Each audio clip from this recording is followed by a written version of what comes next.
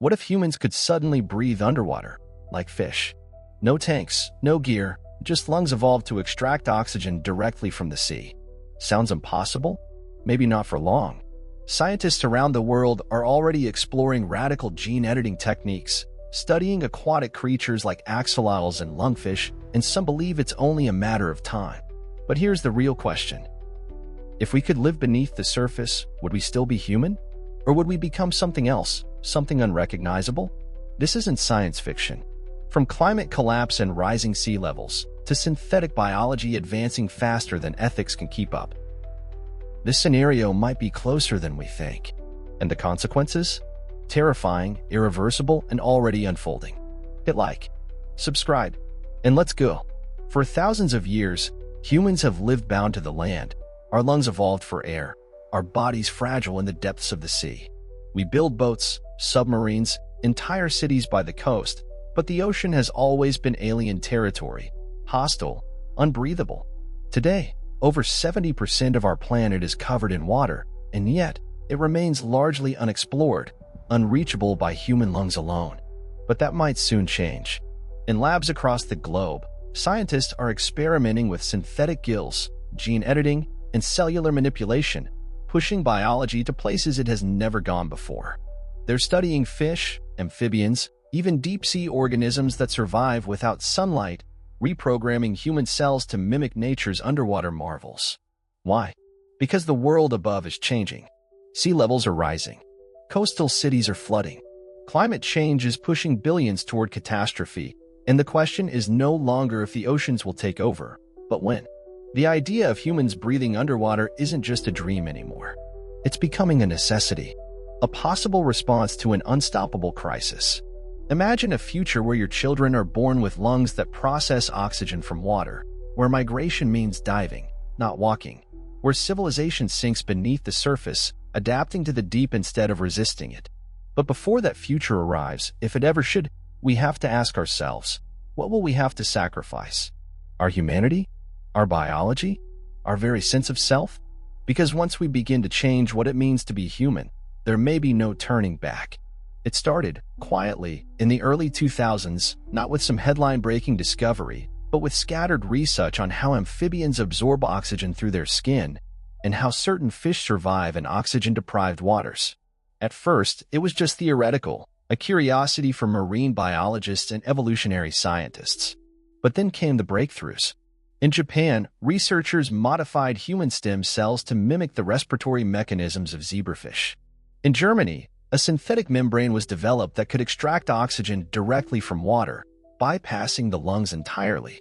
And in the US, DARPA began funding classified projects under the banner of extreme survivability, including prototypes of water-breathing soldiers. All of it hidden behind technical jargon, quietly expanding the limits of what biology could become. But it wasn't until climate data turned grim, with sea levels projected to rise over 2 meters by 2100, displacing hundreds of millions, that the world truly started paying attention. Suddenly, underwater breathing wasn't science fiction. It was adaptation, a survival imperative. And with CRISPR technology maturing faster than regulation, private labs began experimenting with embryonic gene splicing, not just to cure disease, but to redesign the human body, to prepare for a submerged Earth. No more scuba gear, no more fragile airways. Just gill-like slits behind the ribs, fluid-filled lungs, a new breed of human that could outlast the flood. But here's the terrifying part. Once we change ourselves this way, once we step beyond our evolutionary blueprint, what else do we become capable of? What dark doors do we open in the name of survival? The first child born with modified underwater lungs is expected within the next 2 decades. And if that happens, humanity won't just live in a new world. It will become something entirely new. By 2050, over 570 coastal cities, from New York to Jakarta, are expected to face chronic flooding. Miami could be underwater within a generation. In Bangladesh, tens of millions may lose their homes. This isn't theory. It's data published by the Intergovernmental Panel on Climate Change, confirmed by NASA satellite tracking. And it's happening faster than anyone predicted. Already, climate refugees are a reality. But where will we run when there's nowhere left to go? This is why scientists are racing to explore aquatic adaptation, not just to survive the flood, but to live in it. In 2023, a lab in Singapore implanted artificial gill structures into pigs, allowing them to survive short periods submerged. A year later, a biotech firm in Iceland claimed to engineer a prototype of oxygen-binding nanocells, the building blocks for breathing underwater. But here's the part no one wants to talk about. These advances come at a price. Ethical boards are being bypassed. Tests are accelerating. There are whispers of unregistered births in research facilities, infants whose DNA no longer matches the human norm. Is it desperation or arrogance driving this transformation? We're not just building tools anymore. We're reshaping what it means to be human. And if one nation succeeds first, creates the first truly amphibious humans, what stops them from using it as power? A new elite class, able to live where others drown. A world divided not by borders, but by biology.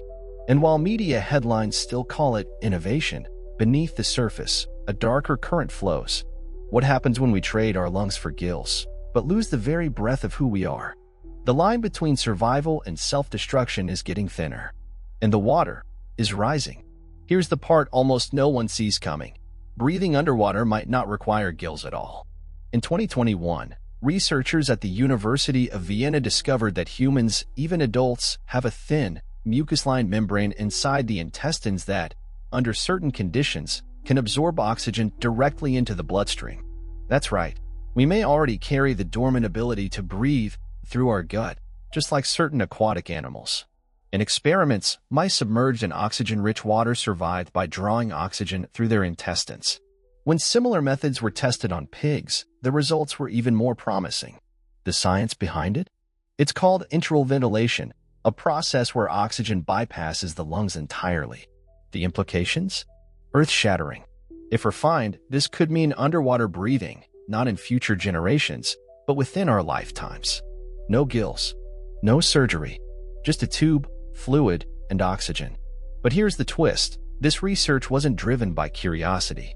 It began as emergency medicine for patients whose lungs were failing. Only later did militaries and biotech firms see its potential for underwater survival. And now there's a race, not just to save lives, but to reinvent them. But how far will we go?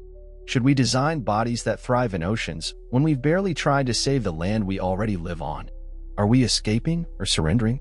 Some scientists warn that shifting to aquatic adaptation may create irreversible biological divides.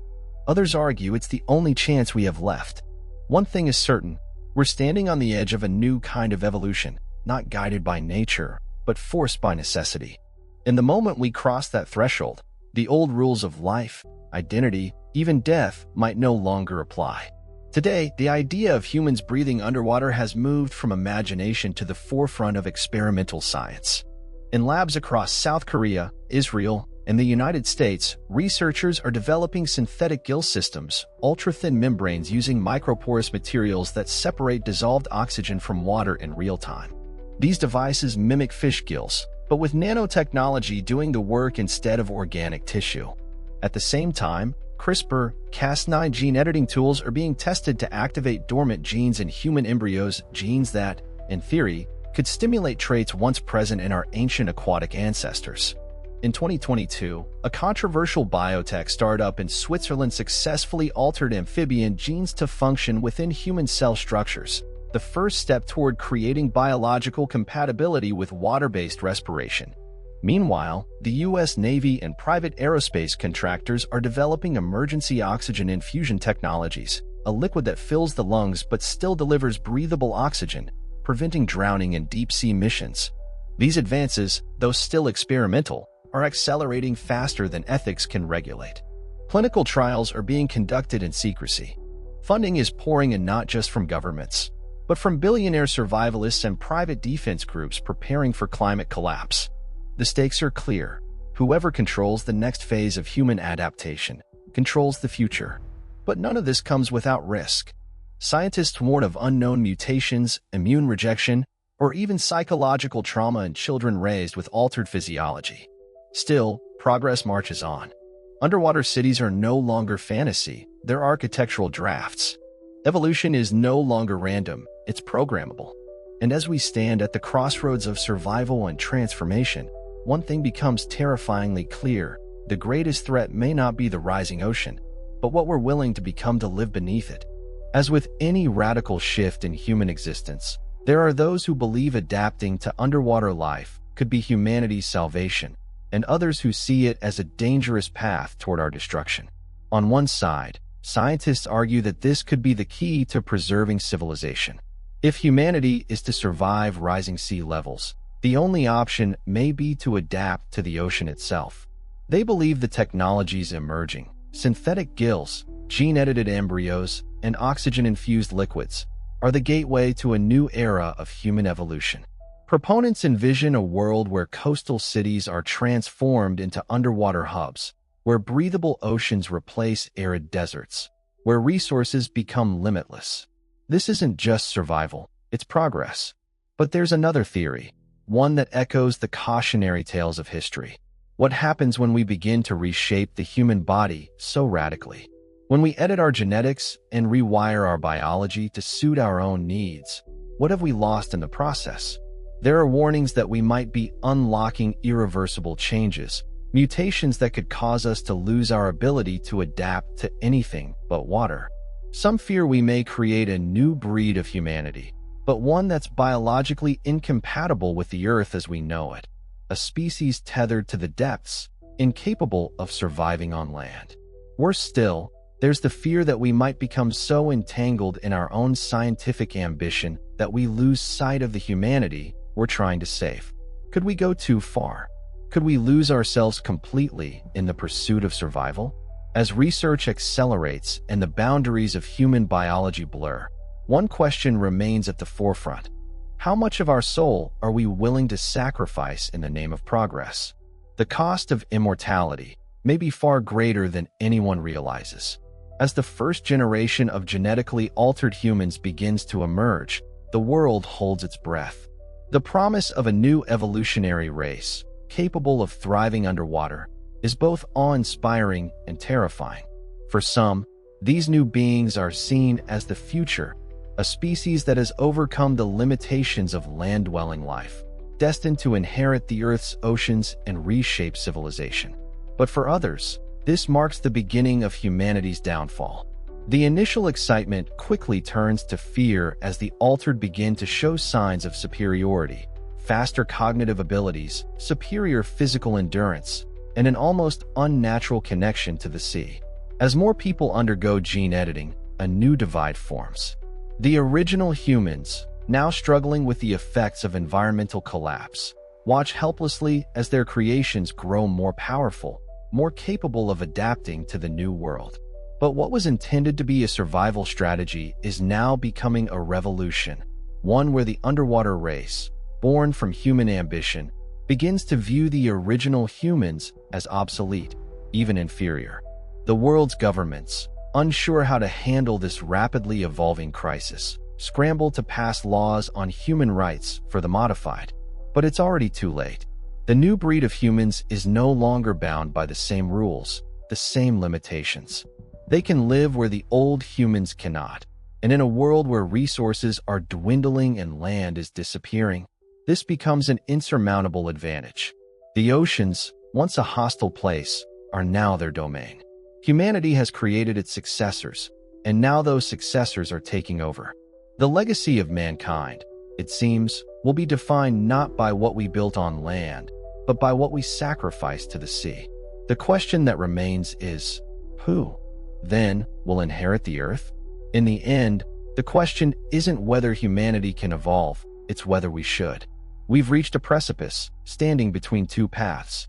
One leads to a future where we adapt, where we reshape our biology to survive a dying world, and the other leads to the possibility of resisting change, of holding onto what makes us human, despite the overwhelming odds. The science is clear. We can alter our bodies, create new generations capable of thriving underwater, and even pave the way for a new species. But at what cost? As we look to the ocean's depths for refuge, we must ask ourselves, are we truly saving ourselves? Or are we abandoning what we once were in exchange for a future we can't fully comprehend? Each step toward genetic modification, each experiment in artificial gills, brings with it a ripple of consequences, biological, ethical, and existential. If we continue down this path, we may secure survival for future generations, but will they remember the world we left behind? Will they ever know the warmth of land, the sky above, or the air we once breathed? Or will they become so intertwined with the ocean's mysteries that they will no longer recognize their origins? The real dilemma lies not in the technology itself, but in the choice we face. Do we evolve, even at the risk of losing everything we've ever known? Do we surrender to the tide, or do we fight to preserve the humanity we still have left? The future of our species may not be determined by science alone. It will be decided by the choices we make today. As we reach the end of this journey, I want to ask you something we all need to think about. Imagine for a moment, standing on the edge of the ocean. The sea is rising. It's not a distant threat anymore. It's here. You've seen the data, the experiments, the possibilities. But here's the hard truth. It might not be the oceans themselves that pose the biggest danger. It could be the choice we make right now. We can no longer ignore the path we're on. The decision to modify ourselves, to evolve, is not a distant future dilemma. It's knocking on our door today. The world is changing rapidly, and so are we. But are we ready to face the consequences? It's easy to think of this as someone else's problem, something we'll never experience. But let's be honest, there's a part of us that wonders, what if this is inevitable? What if these changes are already coming, not for some far-off future generation, but for us? For you? For me? You might think this sounds like science fiction, but the reality is, this is happening. And as the oceans rise, so does the question, are we going to adapt, or are we going to risk losing everything? I don't know the answer, and maybe neither do you.